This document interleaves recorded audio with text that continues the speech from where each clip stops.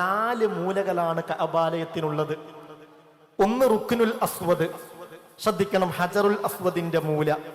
രണ്ടാമത്തേത് റുക്നുൽ ഇറാഖി, ഇറാഖിന്റെ ഭാഗത്തേക്കുള്ള മൂല, അങ്ങനെ മനസ്സിലാക്കിയാൽ മതി. മൂന്നാമത്തേത് റുക്നു ഷാമി, ഷാമിന്റെ ഭാഗത്തേക്കുള്ള മൂല. നാലാമത്തേത് റുക്നുൽ യമാനി, അത് ഹജറുൽ അസ്വദിന്റെ മുന്നിലുള്ള ഈ മൂലയാണ്. മനസ്സിലായില്ലേ പറയുന്നത്?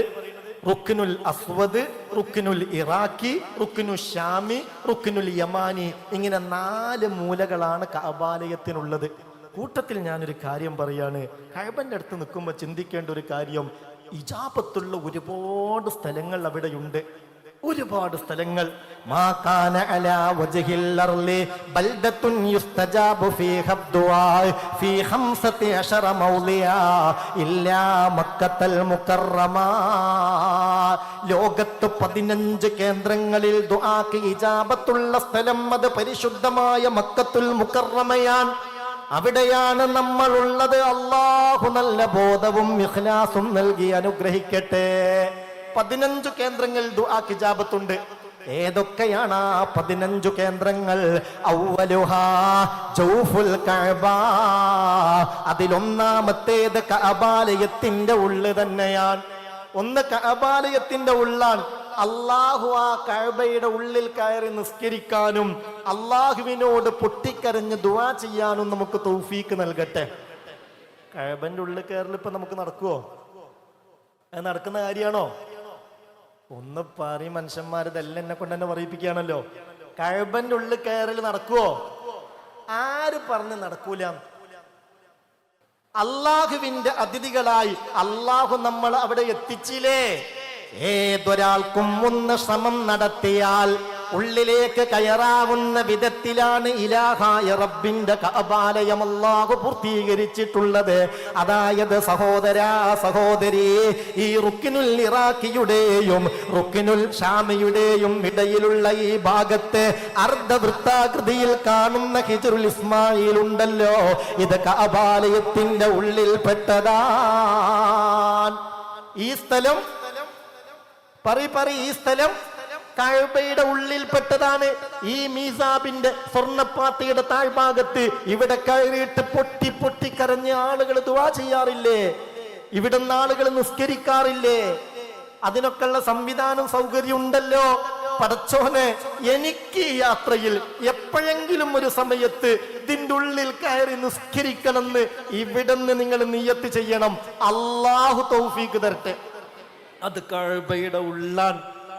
അതാണ് കഅബയുടെ ഈ കഅബ ഇങ്ങനെ തൊട്ട് തവാഫ് നടന്നുകൊണ്ട് തവാഫ് ചെയ്താൽ തവാഫ് ചെയ്യാവില്ല. കാരണം തവാഫ് പൂർണ്ണമായും കഅബയുടെ പുറത്തുകൂടാവണം. ഒരാൾ ഈ ഹിജ്ർ ഇസ്മായിലിന്റെ മുകളിൽ ഇങ്ങനെ കൈവച്ചിട്ട് തവാഫ് ചെയ്താൽ തവാഫ് സഹീഹല്ല. എന്തുകൊണ്ട്? ഇത് കഅബയുടെ ഉള്ളിൽപ്പെട്ടതാണ്. തവാഫ് പൂർണ്ണമായും കഅബയുടെ പുറത്താവണം. അപ്പൊ ഈ കഅബയുടെ ഉള്ളിലേക്ക് ആർക്കും കയറാവുന്ന വിധത്തിലാണ് അള്ളാഹു അവന്റെ ഭവനത്തെ സംവിധാനിച്ചിട്ടുള്ളത്. അവിടൊക്കെ കയറിയിട്ട് കിട്ടുന്ന സമയത്ത് പൊട്ടിക്കരഞ്ഞ് റബ്ബിനോട് ദുആ ചെയ്യണം. അള്ളാഹു തൗഫീക്ക് തരട്ടെ. ആഗ്രഹല്ലേ? മനസ്സ് കൊതിക്കണില്ലേ? ഭൂമിയുടെ പൊക്കിൾ കൊടിയല്ലേ? ദുഹിയത്തിൽ അർളു മിൻ മക്കത്ത. വിശദീകരിക്കണില്ല. അപ്പൊ ചുരുക്കത്തിൽ ആ പരിശുദ്ധമായ ആ ഒരു കഅബാലയത്തിന്റെ ഉള്ളിലേക്ക് കയറാൻ ശ്രമിക്കണം. അവിടെ ദുആക്ക് ഇജാബത്തുണ്ട്. പിന്നെയോ വദ്ദുആഉ ഇൻദൽ അസ്വദി മുസ്തജാബ്, ഹജറുൽ അസ്വദിന്റെ അടുക്കൽ ദുആക്ക് ഇജാബത്തുണ്ട്. ഇജാബത്തുള്ള മൂന്നാമത്തെ സ്ഥലമാണ് മുൽത്തസം. ഏതാണ് മുൽത്തസം? കഅബാലയത്തിന്റെ വാതിലിന്റെയും ഇങ്ങോട്ട് എല്ലാരും ഇങ്ങോട്ട് നോക്കി ഇത് മനസ്സിലാക്കാൻ അല്ലാഹു തൗഫീഖ് തരട്ടെ. ഹജറുൽ അസ്വദിന്റെയും കഅബാലയത്തിന്റെ വാതിലിന്റെയും ഇടയിലുള്ള സ്ഥലം, അതിനാണ് മുൽത്തസം എന്ന് പറയുന്നത്. മുൽത്തസം എന്നാൽ എപ്പോഴും പറ്റിപ്പിടിച്ചു നിൽക്കേണ്ട സ്ഥലം, നെഞ്ചു ചേർത്തു വെക്കേണ്ട സ്ഥലം എന്നൊക്കെയാണ് അതിന്റെ അർത്ഥം. അങ്ങനെ ഒരു പേര് കിട്ടാനുള്ള കാരണം ബിൽത്തിസാമി ആദം, കൊല്ലങ്ങളോളം ആദം നബി അലൈഹിസ്സലാത്തു വസ്സലാം തന്റെ നെഞ്ച് ആ കഅബാലയത്തിലേക്ക് ചേർത്ത് വെച്ച് ദുആ ചെയ്തു. റബ്ബനാ ളലംനാ അൻഫുസനാ വഇൻ ലം തഗ്ഫിർ ലനാ വതർഹംനാ ലനകൂനന്ന മിനൽ ഖാസിരീൻ. ആ സ്ഥലത്ത് എപ്പോഴെങ്കിലൊക്കെ ഒന്ന് നമ്മളെ നെഞ്ച് ചേർത്ത് വെച്ച് നിൽക്കാൻ ശ്രമിക്കണം. അള്ളാഹു ആഫിയത്ത് തരട്ടെ, അള്ളാഹു തൗഫീക്ക് തരട്ടെ. അള്ളാന്റെ വീട്ടിൽ അള്ളാഹുവിന്റെ ഭവനത്തിന്റെ മേൽ നെഞ്ചമർത്തി നിന്ന് കരഞ്ഞ ദുആ ചെയ്യാൻ അള്ളാഹു തൗഫീക്ക് തരട്ടെ. അവിടെ ദുആക്ക് ഇജാബത്തുണ്ട്. പിന്നെയോ മീസാബിന്റെ താഴെ, കഅബക്കുള്ളിൽ മീസാബിന്റെ താഴെ ആവുക എന്നുള്ളൊരു നേട്ടം കൂടിയുണ്ട്. അതിന്റെ പരിസരങ്ങളിൽ ദുആക്ക് ഇജാബത്തുണ്ട്. മഖാമ് ഇബ്രാഹിം അത് നമ്മളിവിടെ സംവിധാനിച്ചിട്ടില്ല. ഈ കഅബാലയത്തിന്റെ വാതിലിന്റെയും റുക്നുൽ ഇറാഖിയുടെയും ഭാഗത്ത് ഒരു 20 അടി ഇങ്ങോട്ട് വന്നു കഴിഞ്ഞാൽ അവിടെ ഈ പിച്ചളയിൽ അതിൻ്റെ ഉള്ളിൽ മനോഹരമായി സംവിധാനിച്ചു വച്ചിട്ടുണ്ട് മഖാമു ഇബ്രാഹിം. വത്തഖിദു മിൻ മഖാമി ഇബ്രാഹിം മുസല്ല. ഖുർആൻ പറഞ്ഞല്ലോ അവിടുന്ന് നിസ്കരിക്കണം. ആ കല്ലിന് ഒരുപാട് പ്രത്യേകതകളുണ്ട്. ആ കല്ലിൽ കയറി നിന്നാണ് ഈ കഅബാലയത്തിന്റെ പണി പൂർത്തിയാക്കിയത് ഖലീലുല്ലാഹി ഇബ്രാഹിം നബി അലൈഹി സ്വലാത്തു വസ്സലാം. ആ കല്ലിന്റെ ഒരു പ്രത്യേകത എന്താ അറിയോ?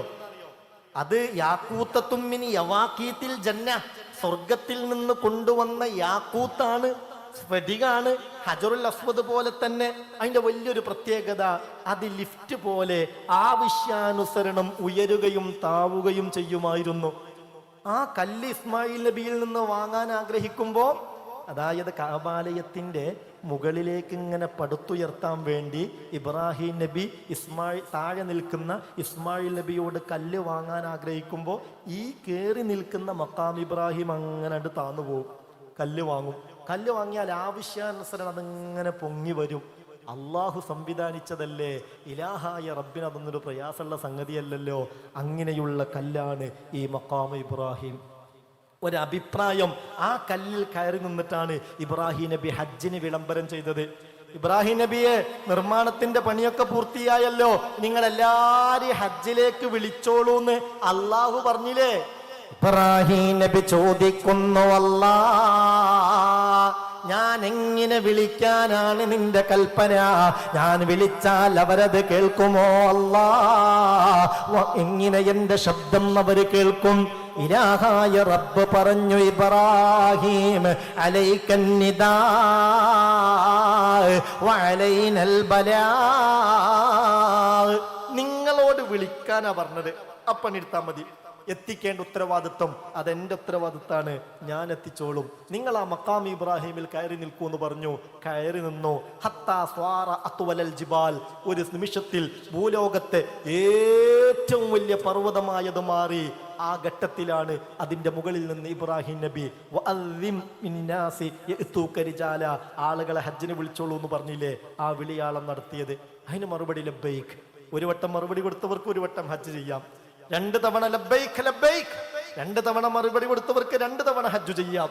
5 വട്ടം മറുപടി കൊടുത്തെങ്കിൽ 5 തവണ മറുപടി ഒന്നിരിക്കെ ആലമുൽ അർവാഹിൽ നിന്നാവാം, അല്ലെങ്കിൽ ഉമ്മയുടെ ഗർഭാശയ ലോകത്ത് നിന്നാവാം, അല്ലെങ്കിൽ ജീവിച്ചിരിക്കുന്നവർ ഭൂമിയിൽ എവിടെ നിന്നെങ്കിലും ആവാം. അവർക്കൊക്കെ അവിടെ എത്താൻ കഴിയും. അള്ളാഹു നമ്മളെയൊക്കെ എത്തിക്കട്ടെ.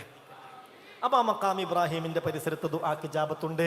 പിന്നെ കഅബയുടെ മുറ്റം മത്വാഫ്, അവിടെയും ദുആക്ക് ഇജാബത്തുണ്ട്. പിന്നെയോ ഇനി നമുക്ക് സഅയ് ചെയ്യാനുണ്ട്.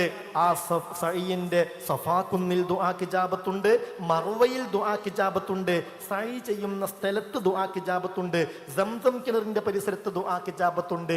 പിന്നെ 3 ജംറകളിൽ, ജംറത്തുൽ ഊല, ജംറത്തുൽ വുസ്ത, ജംറത്തുൽ അഖബ, 3 ഇടങ്ങളിലും ദുആക്ക് ഇജാബത്തുണ്ട്. അറഫയിൽ ദുആക്ക് ഇജാബത്തുണ്ട്. ഇങ്ങനെ 15 കേന്ദ്രങ്ങളിൽ ദുആക്ക് ഇജാബത്തുണ്ട്. ഹാജിമാരോട് പറയാനുള്ളത്, നിങ്ങളൊക്കെ അടുത്തുമ്പോഴേ നിങ്ങളെ ദുആയിൽ ഒരൊറ്റൊരു വരി നിങ്ങൾ എന്ത് ചെയ്യണമെന്നറിയോ? അല്ലാഹുവേ, ആ വിളയിൽ പറപ്പൂരെത്തീങ്കാനയിൽ ഞങ്ങളെ യാത്ര അയക്കാനും ഞങ്ങളോട് യാത്ര കൊണ്ട് വസിയ്യത്ത് ചെയ്യാനുമായി ഒരുപാട് മുഅ്മിനീങ്ങൾ അവിടെ ഒരുമിച്ച് കൂടിയിട്ടുണ്ട്. പല കാര്യങ്ങൾക്ക് വേണ്ടി അവർ ദുആ ചെയ്യാൻ ആഗ്രഹിക്കുന്നുണ്ട്. അല്ലാഹുവേ, അവരെയൊക്കെയും ഈ പുണ്യകേന്ദ്രത്തിൽ എത്തിക്കുകയും അവരുടെ മുറാദുകളൊക്കെ ഹാസിലാക്കുകയും രോഗങ്ങൾ ശിഫയാക്കി എല്ലാ ദുന്യവിയും മുഹ്റവിയുമായ ഹസനത്തുകൾ അവർക്ക് കൊടുക്കണേന്ന് ഒരു വാക്ക് നിങ്ങൾ പടച്ചോനെ വിചാരിച്ചിട്ട് ഒന്നോർത്ത് ദുആ ചെയ്യണം. അല്ലാഹു തൗഫീക്ക് തരട്ടെ.